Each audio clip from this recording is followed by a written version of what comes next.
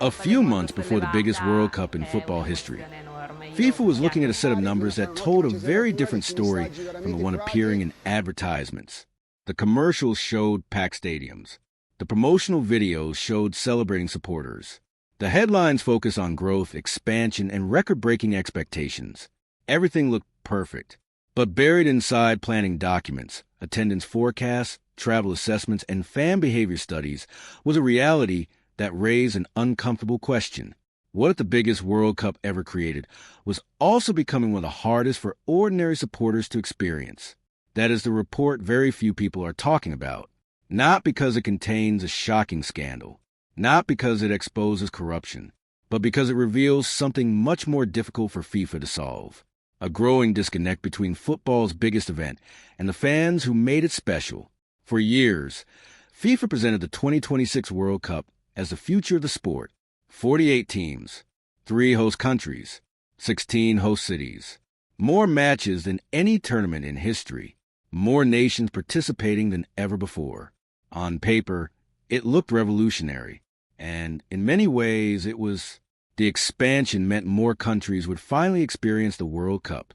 New football cultures would reach the global stage. Millions of supporters would see their nations represented in ways that had never been possible before. Those were genuine achievements. But hidden beneath the celebration was a challenge FIFA understood from the beginning. Growth creates pressure, and pressure creates consequences. The larger the tournament becomes, the harder it becomes to keep everything accessible. That reality appeared repeatedly throughout planning assessments conducted during the build-up to the tournament. Not because organizers expected failure. Quite the opposite. They expected unprecedented success. But success introduces its own problems. When millions of people want to attend the same event, costs rise, demand rises, competition rises, and eventually, ordinary supporters start feeling the impact. The report highlighted a simple reality. Attending World Cup 2026 would require far more than simply buying a ticket. Supporters would need flights, accommodation, transportation, food, local travel, additional expenses that continue growing long after the ticket purchase is complete. Individually, none of these costs appear extraordinary. Together, they become something much larger, a financial barrier. And barriers matter because football has always marketed itself differently from other global events. Football belongs to everyone. That idea helped transform it into the world's most popular sport. The World Cup became the ultimate expression of that belief. A tournament where every nation, every culture, and every supporter could feel included. But inclusion becomes more complicated when participation becomes more expensive. That was one of the most important conclusions emerging from the data. Not that fans were losing interest. Not that football was becoming unpopular. The opposite, in fact. Interest remained enormous. The challenge was converting interest into attendance. Because desire and access are not the same thing. A supporter may desperately want to attend. That does not automatically mean they can. And that distinction appeared again and again throughout planning discussions. The problem becomes even more significant when examining geography. Previous World Cups often allowed supporters to move between host cities relatively easily. The 2026 tournament presents a different reality. The event stretches across North America. Thousands of miles separate some venues.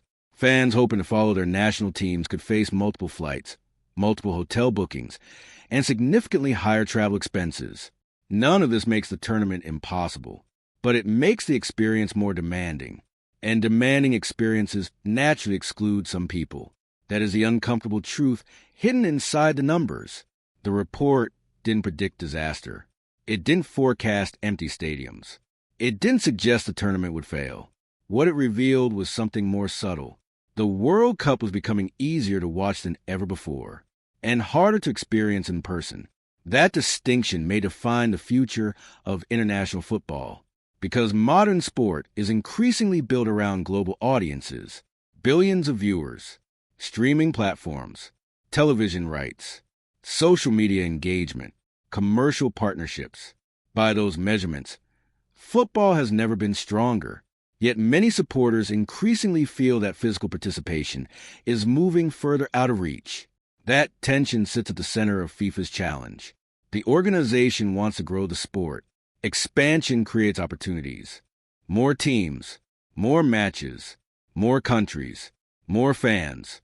But every expansion introduces additional complexity. Every expansion increases costs somewhere, and eventually someone pays those costs. Most often it is the supporters. The report repeatedly returned to this reality, not because organizers wanted to discourage fans, but because understanding supporters has become one of the most important responsibilities in modern football. Fan experience influences everything: atmosphere, attendance, engagement, reputation. The emotional connection between the sport and its audience, and emotional connection is difficult to rebuild once it starts weakening. That is why FIFA's planners spend so much time studying behavior, not because they fear empty seats, because they fear emotional distance. A supporter who cannot attend one tournament may return later. A supporter who stops feeling connected to the event entirely is much harder to win back. The warning signs are rarely dramatic. They appear gradually. A fan decides not to travel. Another chooses to watch from home. Another concludes the experience is no longer worth the cost. Individually, these decisions seem insignificant. Collectively, they reshape the culture surrounding the event. And culture is ultimately what makes the World Cup different from every other tournament. The goals matter. The trophies matter. The players matter. But the atmosphere created by supporters is what transforms football into something larger than a game. That atmosphere cannot be manufactured. It cannot be purchased through sponsorships. It cannot be guaranteed through television contracts. It depends entirely on people. That is what makes the report so important, because beneath all the forecasts and projections lies a fundamental question. Who is the World Cup really being built for? The answer seems obvious. Everyone. But reality is more complicated. As costs increase and logistics become more difficult, participation naturally becomes less equal. Some supporters adapt easily. Others do not. And the gap between those groups continues growing. The report does not offer easy solutions. There are no simple fixes. The tournament is already too large. The infrastructure is already planned. The cities are already chosen. The investment is already committed. What remains is a challenge of preserving accessibility within a rapidly expanding event. And that challenge may define World Cup 2026 more than any match itself, because the football will almost certainly be spectacular. The world's best players will compete. Historic moments will happen. New legends will emerge. Millions of unforgettable memories will be created. The tournament will succeed by many traditional measures. But the report suggests another measure may be equally important. How many supporters still feel that the World Cup belongs to them? Not on television, not in marketing campaigns, not in advertisements. In reality, because football's greatest strength has never been its stadiums. Its greatest strength has never been its sponsors. Its greatest strength has never been its revenue. Its greatest strength has always been the people who care enough to travel across oceans just to watch a match. And that is why this report matters. Not because FIFA wants to hide it, but because it highlights a question that modern football still struggles to answer. How do you build the biggest World Cup in history without making ordinary supporters feel smaller in the process? That may be the most important question facing the sport today. And years from now, the answer could matter far more than who actually wins the tournament.